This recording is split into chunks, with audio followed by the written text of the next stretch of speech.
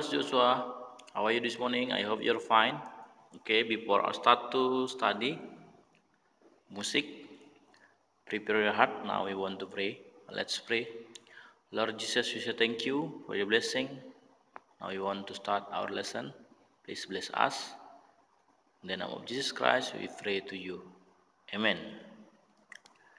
Oke, teacher yang teacher kasihi, hari ini kita masuk dalam pembelajaran kita dengan topik yang baru dengan judul bernyanyi dua suara. 1. Konsep bernyanyi dua suara. Bernyanyi dengan dua suara atau lebih berarti bernyanyi dengan lebih dari satu orang. Hal utama yang diperlukan adalah kerja tim yang baik sehingga dapat membawakan lagu dengan sangat baik seperti pada kelompok vokal. Jadi ternyata konsep bernyanyi dua suara ini dinyanyikan lebih dari satu orang. Tentu bisa 2 orang, 3 orang dan selebihnya. Nah, kemudian kelompok vokal merupakan kelompok yang terdiri dari beberapa penyanyi yang menyanyikan lagu dengan ketinggian suara yang berbeda. Ketinggian suara antara laki-laki dan perempuan tidaklah sama. Berikut merupakan bagian-bagian dari ketinggian suaranya. Pertama, untuk suara bagian wanita dibagi menjadi dari sopran atau suara tinggi, mezzo-sopran suara sedang, alto suara rendah. Yang B untuk suara laki-laki dibagi menjadi tenor suara tinggi pria, bariton suara sedang, bass suara rendah. Kemudian kita masuk dalam yang kedua, teknik bernyanyi dua suara dalam bentuk kelompok vokal. Teknik yang dibutuhkan dalam bernyanyi dua suara atau lebih sebenarnya tidak jauh berbeda dengan teknik bernyanyi unisono. Ya, kita sudah belajar unisono ya. Apa itu unisono? Tentu teknik bernyanyi dengan satu suara. Nah, teknik pernapasan diafragma, teknik vokal, dan pembawaan tetap harus dilakukan saat bernyanyi dua suara atau lebih.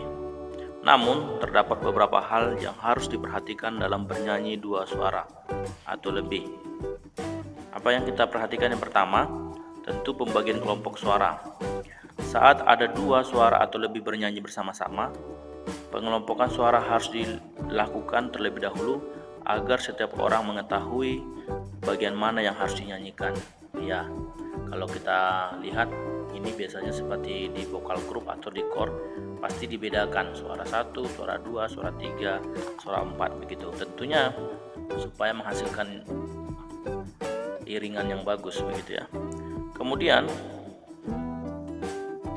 dikatakan di sini penguasaan materi ya. Jadi yang perhatikan pertama tadi pembagian kelompok suara, kedua penguasaan materi. Setelah dilakukan pembagian kelompok suara, masing-masing suara harus bisa menguasai materi yang harus dinyanyikan oleh kelompok suara masing-masing. Iya, harus menguasai sebuah lagu, materinya harus tahu begitu. Kemudian yang ke C, interpretasi. Apa itu? Tentu saat materi yang harus dinyanyikan sudah dikuasai, interpretasi lagu menjadi hal yang harus diperhatikan, mulai dari artikulasi, dinamika, frasering, hingga intonasi harus dilatih agar pesan yang terdapat dalam lagu dapat dipahami oleh pendengar. Ya. Kemudian yang D, penghayatan. Penghayatan merupakan hal yang terakhir yang harus dilatih setelah semua materi dikuasai dan penyanyi dapat mengerti isi lagu yang akan dinyanyikan. Ya, itu mungkin materi kita hari ini. Tuhan Yesus memberkati.